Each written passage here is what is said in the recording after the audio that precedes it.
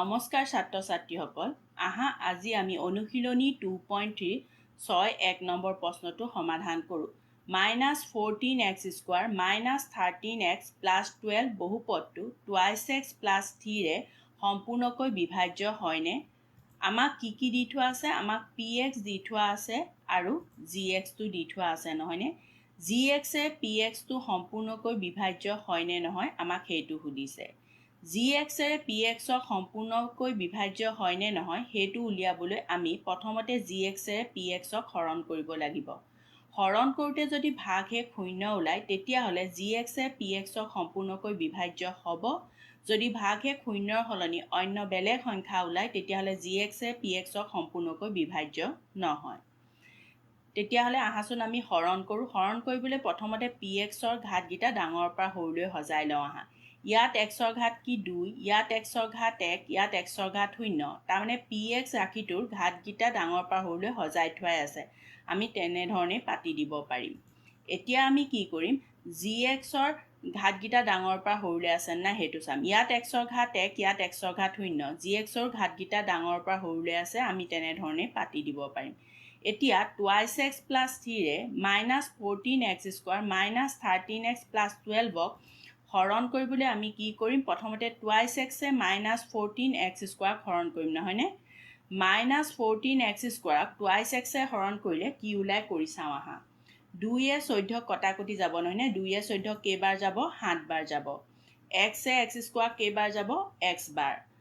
আমি কিমান পাম? প্লাছে মাইনাছে -7 × x 7x।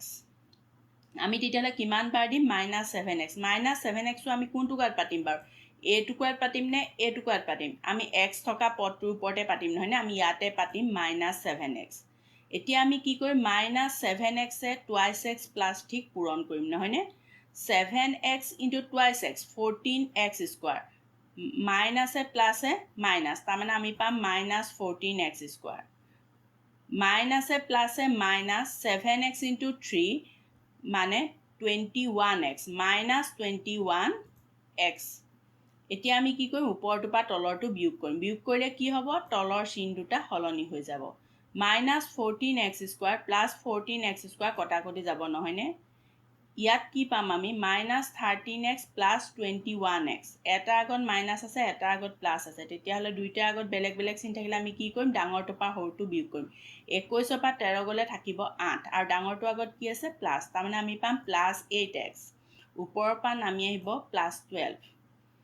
ইয়াত xৰ উচ্চতম ঘাত কি? 1। ইয়াত xৰ উচ্চতম ঘাত কি? 1। তাৰমানে ভাজকৰ মাত্ৰা আৰু ভাগশেষৰ মাত্ৰা একে হৈ আছে। আমাৰ হৰণ অংকটো শেষ হোৱা নাই। এইবাৰ আমি কি কৰিম? 2xে 8xক হৰণ কৰিম নহয়নে? 2xে 8xক হৰণ কৰিলে কি পাওঁ কৰি চাওঁ আহা। 2ৰে 8ক কটাকটি যাব। 2ৰে 8ক কেইবাৰ যাব? 4 বাৰ যাব। xে কটাকটি যাব। আমি কিমান পাম? 4। ইয়াতো প্লাছ আছে, ইয়াতো প্লাছ, সেইকাৰণে প্লাছে হ'ব। আমি কিমান বাৰ দিম? +4। এতিয়া আমি +4ৰে 2x + 3 পূৰণ কৰিম নহয়নে? প্লাছে প্লাছে প্লাছ হ'ব। 4 × 2x 8x, তাৰমানে আমি পাম 8x। প্লাছে প্লাছে প্লাছ 4 × 3 12 +12। এতিয়া আমি কি কৰিম? এইটোৰ পৰা এইটো বিয়োগ কৰিম। বিয়োগ কৰিলে আকৌ কি হ'ব? আগৰ ধৰণে তলৰ চিন দুটা সলনি হৈ যাব। +8x -8x কটাকটি যাব।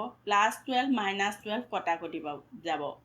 আমি ভাগশেষ কিমান পাম? 0। যিহেতু ভাগশেষ 0 পালোঁ, এতেকে কি হ'ব? -14x² -13x + 12 বহুপদটো 2x + 3 সম্পূৰ্ণকৈ বিভাজ্য হ'ব বা হয়। ছাত্ৰ ছাত্ৰীসকল, তোমালোকে এই প্ৰশ্নটোৰ সমাধান ভাগশেষ উপপাদ্য প্ৰয়োগ কৰিও কৰিব পাৰিবা আৰু 6-2 নম্বৰ প্ৰশ্নটো এই ধৰণে সমাধান কৰিব পাৰিবা। এতিয়া আহাচোন আমি 7 নম্বৰ প্ৰশ্নটোৰ সমাধান কৰোঁ। 7 নম্বৰ প্ৰশ্নটো হৈছে ax³ + 28x² + 5x - 4 আৰু x³ - 4x - a বহুপদ দুটাক x - 2ৰে ভাগ কৰাত সমান ভাগশেষ পোৱা গ'ল। এৰ মান উলিওৱা। আমাক ইয়াত কি দি থোৱা আছে বাৰু? আমাক ইয়াত দুটা বহুপদ দি থোৱা হৈছে নহয়নে? এটা এইটো আৰু এটা এইটো। প্ৰথম বহুপদটো আমি p1 বুলি ধৰি লওঁ আৰু দ্বিতীয় বহুপদটো আমি p2 বুলি ধৰি লওঁ আহা।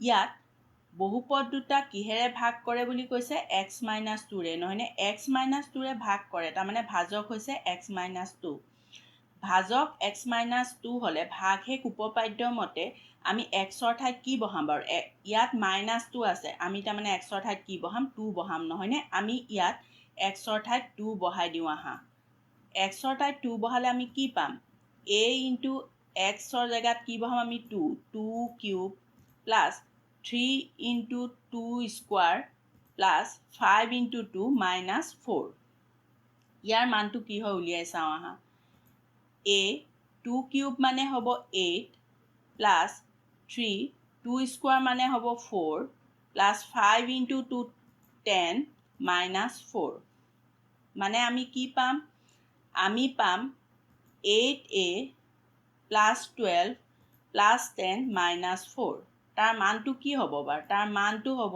8a প্লাস 12 প্লাস 10 মানে 22 - 4 22 - 4 মানে আমি কি পাম প্লাস 18 নহয়নে এতিয়া এই বহুপদটোতো x ৰ ঠাইত আমি 2 বহাই দিওঁ আহা কাৰণ দুইটা বহুপদৰ ভাজক হৈছে x - 2 একে নহয়নে সেইকাৰণে ইয়াতো আমি x ৰ জেগাত কি বহাম 2 বহাম ইয়াত x ৰ ঠাইত 2 বহালে আমি কি পাম p2 = x কিউব মানে আমি কি পাম 2 cube minus 4 * 2 minus a 2 cube মানে কিমান হ'ব 8 minus 4 * 2 মানে 8 minus 8 minus a plus 8 minus 8 কটাকটি যাব নহয়নে কি থাকিব minus a ভাগশেষ উপপাদ্য মতে p1 বহুপদটোক x - 2 ৰে ভাগ কৰিলে আমি ভাগশেষ পাম 8a plus 18 আৰু p2 বহুপদটো x - 2 ৰে ভাগ কৰিলে আমি ভাগশেষ পাম -a কিন্তু প্ৰশ্নত কৈছে দুইটা বহুপদক x - 2 ৰে ভাগ কৰাত সমান ভাগশেষ পোৱা গ'ল তাৰ মানে 8a plus 18 আৰু -a সমান হ'ব তাৰ মানে আমি কি পাম প্ৰশ্ন মতে 8a plus 18 = -a আমি এই নজনা ৰাখি এটো বাওঁফালে লৈ আহোঁ আহা কি হ'ব 8a -a আছে এফালে আহিলে +a হ'ব 18 টো ইফালে গ'লে কি হ'ব -18 8a plus a মানে কি হ'ব 9a 9a = -18 এতেকে a = কি হ'ব -18 9 টো ইয়াত পূৰণ হৈ আছে এফালে হৰণ হৈ যাব নহয়নে -18/9 9 এ 18 কেইবাৰ যাব দুবাৰ যাব ইয়াত প্লাস আছে আগত মাইনাস প্লাসে মাইনাসে মাইনাস তাৰমানে আমি পাম -2 তেতিয়াহ'লে আমি a ৰ মানটো কিমান পালো -2 তেতিয়াহ'লে নিৰ্ণয় কৰিবলগীয়া a ৰ মানটো হ'ব -2 ছাত্ৰ ছাত্ৰীসকল আজিৰ বাবে ইমানেই এই ভিডিঅ'টোতে তোমালোকৰ অনুশীলনী 2.3